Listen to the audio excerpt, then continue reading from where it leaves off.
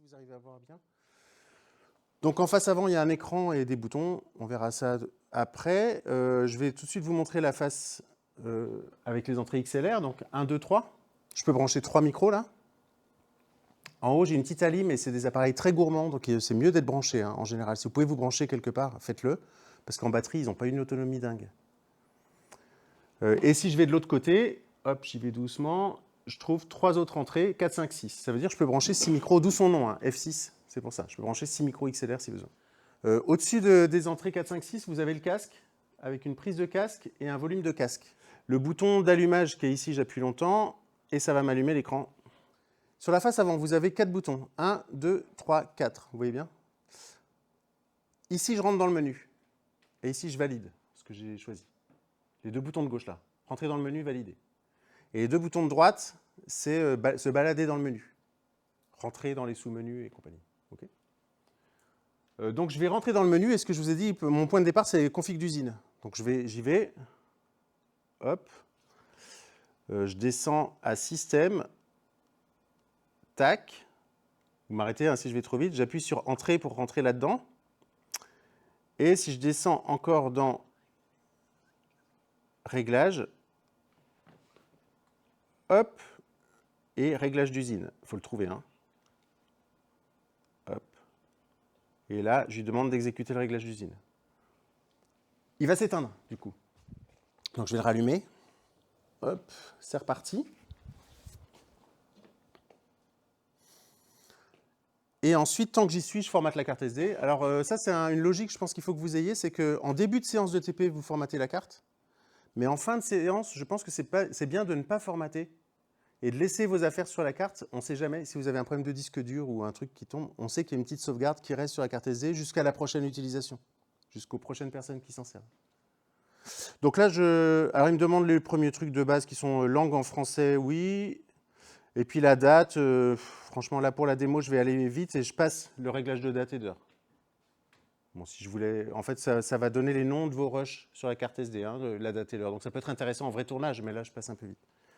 Je retourne dans le menu et j'avais dit quand même que réglage d'usine et la suite c'était de formater la carte SD. Donc j'y retourne dans Système, toujours là, hein, et je vais dans ma carte SD lui demander de la formater pour repartir à 0. Hop, j'espère que le groupe B1 a bien sauvegardé ses affaires parce que là c'est fini, il n'y a plus rien. Bien, mon point de départ c'est fait. Alors ensuite c'est régler les fichiers que je vais récupérer, comment je les récupère sur la carte SD et comment ils sont réglés en termes de fichiers numériques. Donc ça, je vais aller dans Enregistrement. Alors il appelle mode, je ne sais pas trop d'où il sort ce nom mode, mais ça n'existe pas, mais peu importe. Le mode c'est 48 kHz 24 bits ou 48 kHz 16 bits. Okay, donc là, il est réglé en 48 kHz 24 bits, ce qui est presque mieux que le 16 bits, donc tant mieux, on va garder ça. Condition d'enregistrement plutôt bonne. Ensuite, qu'est-ce que j'ai dans l'enregistrement? Ah oui, alors ça, c'est hyper important, c'est celui-là. C'est à quoi ressemblent les fichiers quand j'arrive sur ma carte SD. En fait, par défaut, il y a marqué poly. C'est-à-dire si j'ai 3, 4, 5, 6 micros, il va juste me sortir un seul fichier son dans lequel il y aura 6 canaux. Vous voyez? Donc c'est même pas écoutable local, c'est compliqué parce qu'on ne sait pas où sont les canaux, c'est pas gauche-droite, c'est 6 canaux. Donc très pénible à récupérer parce qu'en montage, vous ne savez pas lesquels utiliser. On va changer ça. Ça, il faut vraiment y penser. Hein.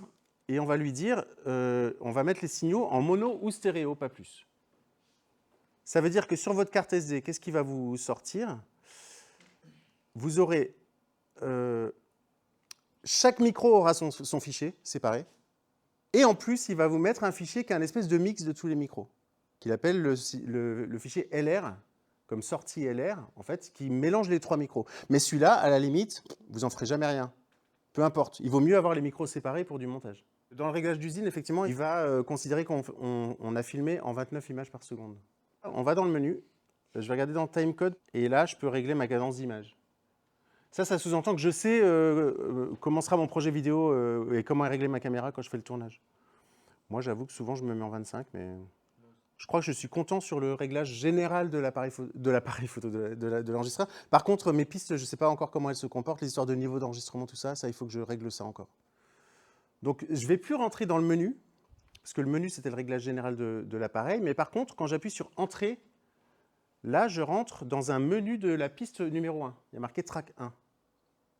Et si je rappuie sur ce bouton de validation, je vais aller dans le menu de la Track 2. Puis la Track 3, 4, 5, 6. Et je reviens sur la Track 1. Donc c'est là que je vais trouver en fait mon menu qui est lié à la piste. Alors là, il y a deux trucs très importants. Le premier, c'est la source.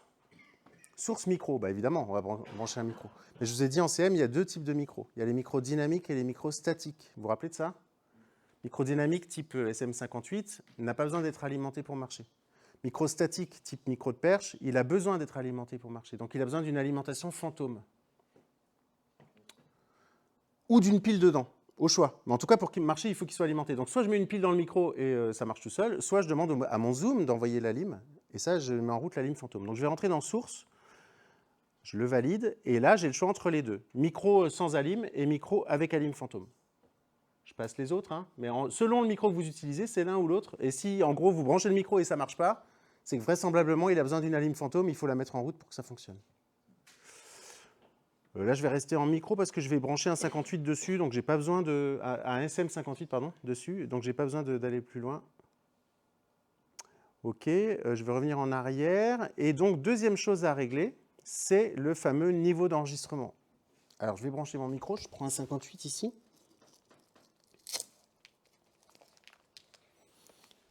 Hop, je le branche sur l'entrée numéro 1. Tac. Et avec les boutons qui sont là correspondent aux entrées. Donc 1, 2, 3, 4, 5, 6. L'entrée numéro 1, juste, je la mets en route. Il y a un petit clic. Tac, là, c'est bon. Le micro est en marche. Par contre, faux amis, et c'est peut-être là où vous serviez mal de ce truc-là l'an dernier, c'est que ça, c'est pas du tout le volume d'enregistrement, ce bouton-là. C'est pas le volume d'enregistrement, c'est la dose que j'envoie dans le mix LR de ce micro-là. OK, donc, je vais sortir du menu une seconde. Et je vois quand je parle dans mon micro, alors on voit la piste 1 qui module, hein, donc c'est bon. Et on voit le LR à droite. Alors il y a un autre truc en plus, c'est la sortie line, j'en parlerai peut-être tout à l'heure, mais en tout cas le LR est en rouge. Tous ceux qui sont en rouge m'intéressent là. Donc le 1 c'est mon micro, et le LR c'est le mix. Et si je tourne ce bouton en face avant, si je le descends, ben, le micro marche toujours, mais j'ai plus rien dans le LR. Parce qu'en fait, j'envoie pas ce micro dans la sortie, donc je ne l'enregistrerai pas dans le fichier LR. Par contre, dans mon fichier correspondant au micro, j'aurai du son. Il n'y a pas de problème, il marche en fait le micro. Vous voyez le truc? Et si je commence à monter ce truc-là, vous allez voir que le LR monte. Par contre, la piste micro reste pareille, parce que le micro reçoit toujours la même info. C'est simplement qu'on l'a plus ou moins boosté dans la sortie. Est-ce que c'est clair ça pour tout le monde? C'est bon? Donc ça, c'est juste un espèce de confort d'écoute parce que c'est aussi ce que vous allez entendre au casque, c'est tout. Mais le LR, on s'en fiche un peu parce qu'on s'en servira jamais en montage. Donc peu importe. Par contre, ce qui est important, c'est comment ça module à gauche là. Ça, c'est important. Et je vous ai dit hier en CM, une voix, c'est en général vers -6, -12 dB. Vous vous rappelez de ça? Et là, en ce moment, il est en train de moduler. Alors, vous le voyez sans doute pas, mais il est plutôt vers -25, -30 là. Et c'est pas assez fort, quoi. En gros, il reçoit pas assez de signal. Donc, il faut que je monte le volume d'enregistrement. Donc, comment je fais pour régler mon niveau d'enregistrement? Tout à l'heure, j'étais dans Source pour choisir avec ou sans alim fantôme. Et bien là, je vais juste en dessous. Niveau d'enregistrement. J'appuie dessus. Hop. C'est bon, j'y suis? Ouais, c'est bon. Et là, je peux monter mon niveau d'enregistrement. Alors, j'y vais, je vais continuer à monter. Et là, on voit qu'il reçoit de plus en plus de choses. C'est presque limite. Je suis trop là. Je suis beaucoup trop fort. Je sature. Dès que ça allume le petit carré du haut, danger, signal écrété, saturé, prise à refaire. Donc là, je vais redescendre un petit peu. Mais en tout cas, ce que je vise, c'est quand même le -6, -12. Donc, il faut que je parle en même temps. Ça, c'est assez pénible. Il faut arriver à parler de façon un peu constante pour voir qu'on reste dans les parages du -6, -12. Là, je suis à peu près content. Vous voyez que mon niveau d'entrée, il me marque plus 45 dB. Je ne sais pas très bien ce que ça veut dire, mais en tout cas, j'ai réussi à faire monter mon vumètre là où j'ai besoin d'avoir... enfin, là où c'est attendu, quoi. Je ressors. Hop, et là, j'ai mon niveau... Ouais, c'est peut-être un peu fort. Hein. J'ai peut-être mis un petit peu fort. Bah, le LR, lui, je peux le contrôler ici, mais par contre, le niveau d'entrée du micro, si la personne s'énerve un peu, ça sature. Donc là, il faudrait faire gaffe à ça. Est-ce que c'est bon? Parce que j'ai fait le tour, moi. Après, bon, enregistrer, bouton d'enregistrement, stop. Voilà, point barre.